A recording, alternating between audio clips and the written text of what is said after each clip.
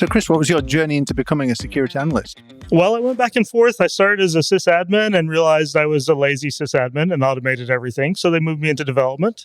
And then I got bored with development, moved back to administration for a while, and then kind of became the go-to for just a little bit of everything across the company. And then we had a cyber incident, and the resources that we brought in to investigate weren't able to really track down the issue. So I started looking at it and dug into it because I've been with the company I'm with for about 15 years now, and so it's personal when someone attacks us. And so I started to look into it, was able to identify how we were being attacked and where the problem was. At that point, they said, "Hey, we have an opening on our security team. Would you like to join?" So similar to a previous guest that we had, it was like kind of trial by fire, diving in. That's kind of how you got your start in the space, it sounds like.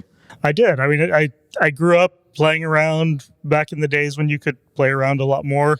There were less laws. And so I have the experience that goes back. I know you're familiar with those days. Have some experience that goes back into late 80s, early 90s, playing around with systems. So it kind of became a natural fit and has been a lot more interesting than anything I've been doing before. And you mentioned you were doing a level of like software or like development, scripting automation also in some of your work from a system administration perspective originally, right? Yeah, when I first started as a sysadmin, we were a two-man IT team in a 24/7 distribution center. And I quickly realized that if I wanted to ever sleep again, I was going to have to automate some of the processes that we were doing on a regular basis. And so I started with the things that broke most at night and automated those, and then kind of went through everything else I was doing. Eventually, I didn't have much to do, but I had a lot of programming experience. So at that point, moving to our development team became a natural fit.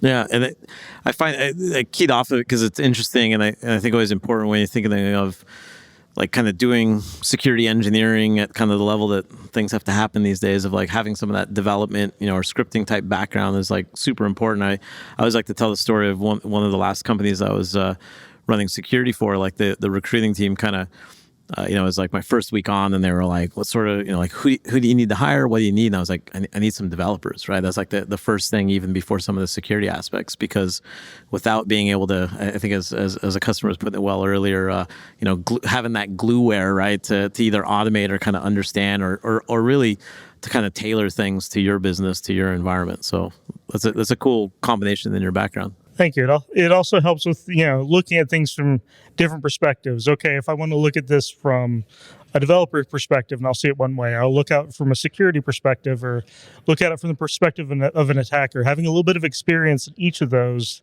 lets you see things that other people aren't going to see looking at the same section of code or the same application. Absolutely. Me and James talk about that a lot, of the like trying to have those different experiences in technology. It's so helpful from a security perspective, right? Because you can kind of not just like empathize, but like truly understand like what folks are doing, like when they're just trying to get code written, get software development. What does that actually mean? How do you figure out security that's going to make sense, that doesn't increase a ton of friction, right, but still allows people to get their job done? So lack of segue, but I'm going to dive into it, because I realize I'm keeping us all. You gave me a lot of grief over my lack of segue ability earlier, so your turn. This is true. I mean, I've also seen you ride a Segway, and that's a whole other podcast. And the podcast world has high Segway expectations. In my defense, I didn't have a belt on. So you were saying you kind of the almost like trial by fire got into security through kind of getting involved in the breach from an IT perspective. So when you think of that, and if you have to kind of narrow things down to like your comic book villain that would kind of represent that aspect of security, who would you be going with? Well, I think this is one y'all have heard before, but I hope at least my reasoning is unique. I think of the old school Batman character, because in security, we can have a belt full of every tool in the world, and sometimes it helps and sometimes it doesn't. But in the end, there's often just some joker somewhere in your organization that needs to be slapped. Well, that is a wonderful answer. And I like it especially because it goes back to my point earlier around the penguin as the villain, that when you slap them, it makes the wonderful kapow with the big pop-out thing, just like we have on our podcast. Everybody's been going for like retro Batman. Yeah. I feel like it's been more of the theme. I think people in InfoSec don't relate as much to like the muscly, toned Batman, and we're more kind of sitting around just I like it. in chairs. So yeah, I think that works Well, well. not all of us look as good in leather jackets either. So Look at that, Mark. Subtle compliment. Well, it wasn't I subtle. got that left Big me compliment there that for left you. me speechless, actually. Yeah, it's nice. It's nice. And then from your past days, before you got into cybersecurity, are there any things that you used to do in IT that you think, my goodness, I'd be fired if I did that today? There's got to be maybe not even security. There's got to be like an automation story or something. Like the good and bad you start automating, right? It's like you get the one thing, one off wrong, and everything goes down, or turns out you sent 10,000 emails. You got any gem there? We've done our fair share of accidentally spamming the customer base and things like that. But I think the biggest one that really got me is as a developer, I used to think nice, robust error messages were helping, and they do help me. They help everyone else that sees them too. So that's probably the one thing I've changed, is how I handle errors and error messages. So that's probably the biggest one. Is it's impacted how I program or how I go back and look at the programs that I wrote. Absolutely. Our head of UX and everything, kind of customer experience wise with our products, Angela, she wrote a great blog post once about the importance of user experience in security, right? Like you have to get the user experience right. Otherwise, security itself can be impacted, right? So definitely, I think the nuance you're touching on is an important one. Yeah, no, that's a really great answer, and that's quite a unique take on it, actually. So I really like that one. Anything else you wanted to share in terms of your tips on getting into cybersecurity or succeeding in cybersecurity? I think the biggest thing that I've learned from my path into cybersecurity is just use every opportunity and every chance that you have to learn different things. Being able to look at something from as many different perspectives as possible is how we find the problems and how we find the issues. That's a really nice segue to the end. Yeah, sorry, let me try that again.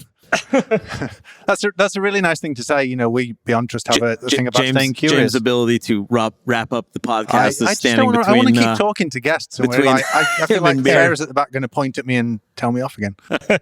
But yeah, I would definitely strongly echo what you said. That kind of cross domain, interdiscipline kind of effort, super important, super valuable, and it's all about like kind of the different variety of experience that you can get like in technology and security. I think, especially over the course of like a career, it helps tremendously, man. So it's a great recommendation. Yeah, that cross-domain knowledge is so important. And I think it's one of the things that I'm finding actually with a lot of graduates, that they've lost sight of those core principles of how the operating system works. Kids these days, God, I'm sounding as old as you. Kids these days. I just did kids these days.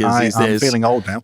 But kids these days, with their iPads and their WYSIWYGs, they have a core concept. They can use technology really well, but they don't know how it works under the hood. They don't know the core principles a lot of the time. And I think it's really good when you get that diverse experience to be hands-on, to be a developer. You actually understand the concepts far better.